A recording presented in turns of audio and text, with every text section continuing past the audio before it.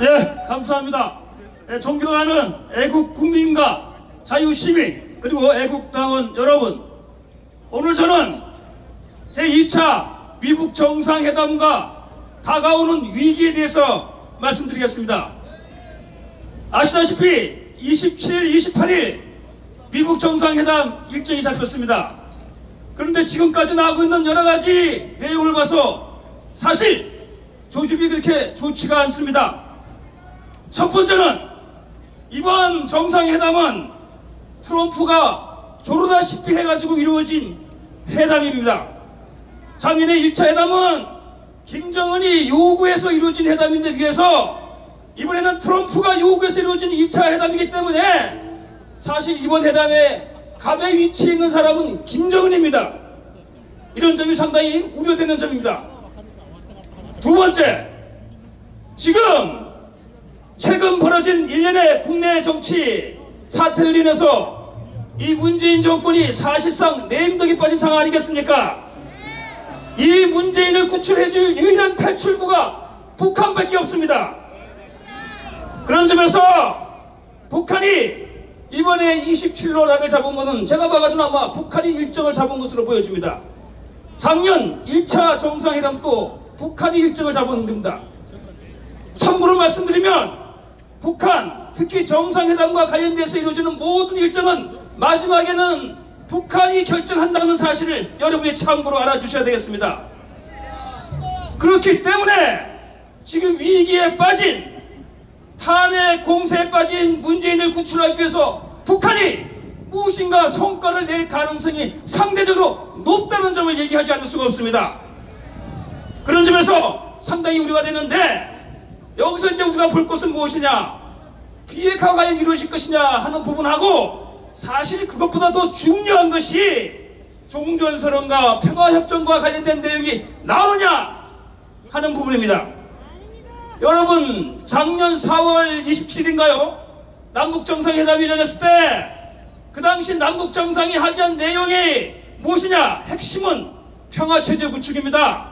그럼 어떻게 할 것이냐? 첫 번째, 남북 사이에 불가침 협정을 체결한다. 두 번째, 남북 간의 군비를 축소한다. 세 번째, 평화체제를 구축한다. 마지막이 비핵화입니다. 무슨 얘기냐? 북한은 어떤 경우라도 핵을 놓을 수가 없고, 비핵화가 설사 이루어진다고 하더라도 그것은 맨 마지막이 돼야 된다는 얘기입니다. 이 얘기는 무엇이냐? 만약에 북한이 비핵화를 실천한다 했을 경우, 완전히 완료한다 했을 경우, 그 사항은 이미 대한민국이 북한에게 넘어간 사항, 그때서야 가능할 것입니다.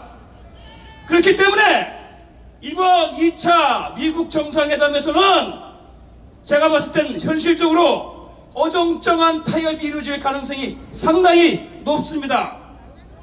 그럴 경우 지난 2005년 그리고 2007년에 있었던 당시 북한과 6자 회담 국가들과의 타협 내용이 있습니다. 그 선에서 어느 정도 절충될 가능성이 상당히 높다고 보여집니다. 그렇기 때문에 상당히 걱정이 되는 부분입니다. 자, 이런 상황 속에서 과연 종전선언과 또 평화협정 얘기가 나올 경우 상황은 상당히 심각한 상황이 될 수가 있습니다. 왜냐? 이 종전선언이라는 것은 원래 평화조약, 평화협정이 체결될 때 들어가는 선언이 바로 종전선언입니다.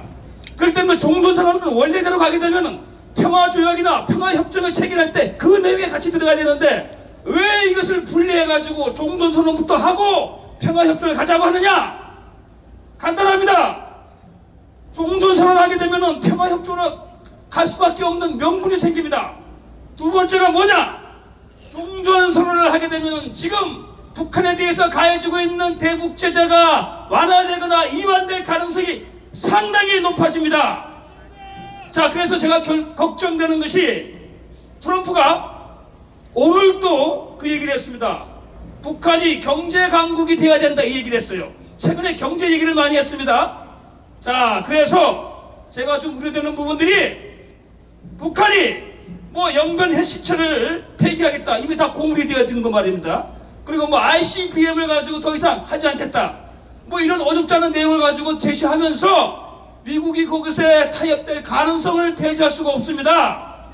그랬을 경우 제가 가장 걱정되는 부분들이 결국은 북한이 요구하는 것이 대북 제재 완화인데 미국이 트럼프가 어떻게 날 것이냐. 우리로서는 절대 안 해주길 바라겠지만은 국제정치는 냉정합니다. 미국은 미국의 길을 가고 있습니다. 한미동맹은 그 다음 얘기입니다. 자, 그래서 걱정되는 것이 뭐냐. 대북 제재 완화 가능성도 상당히 높다고 보여집니다. 그랬을 경우 제가 우려하는 것은 이겁니다. 예를 들어서 뭐 북한이 미국에 좀 만족할 만한 얘기를 끄집어냈다. 성과가 나왔을 경우 트럼프가 북한에 대한 대북 제재를 뭐 완화를 시사하면서 이런 얘기를 할 수 있어요. 북한이 핵 개발이나 미사일 개발에 직접 관련이 없는 부분에 대해서는 대북 제재를 가지고 융통성 있게 완화할 수도 있다.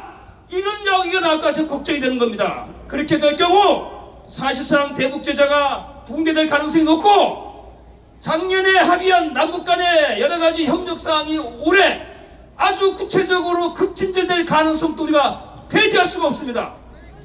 국제정치는 냉정합니다, 여러분. 이 상황 속에서 여기 모인 우리 애국 국민과 5천만 국민 여러분, 정신 바짝 차려야 됩니다. 지금 대한민국의 운명이 시시각각으로 지금 흔들리고 있습니다. 자, 여러분, 태극기 집회에 젊은 사람들이 별로 없다. 요즘은 젊은 사람들 많이 참가하고 있지만 국민들의 관심이 없다. 그렇게 해가지고 우리들이 뭐 설득하고 타협하고, 제가 봐가지고는 지금 젊은 사람들 설득하고 뭐 권유할 그런 시간도 없어요. 그야말로 죽기 아니면 살기입니다. 그래서 여러분들이 젊은 사람들한테 이제 뭡니까? 아니 뭐 집회 나와라, 뭐 잘못됐다, 이게 설득하지 마세요. 그 시간 아깝습니다. 젊은 사람한테 냉정하게 현실을 얘기하십시오. 죽느냐 사느냐의 문제다. 다시는 대한민국의 한반도에 무슨 일이 생겨도 제2의 인천 상륙작전 같은 미국의 도움은 현실적으로 어렵습니다. 그걸 우리가 알아야 돼요, 여러분. 자, 그래서 제가 오늘 사실 좀 심각한 얘기를 했습니다. 그리고 여기 계신 우리 애국 국민들이 생각하는 것과는 다른 방향으로 전개될 가능성도 제가 지금 얘기를 했습니다.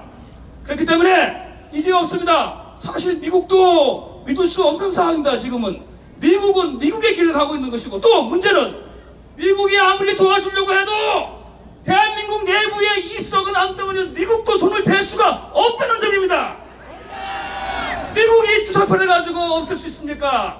미국이 민노총을, 미국이 종교주의를 가지고 붕괴시킬 수 있습니까? 그거는 우리의 목입니다. 대한민국 국민의 목입니다.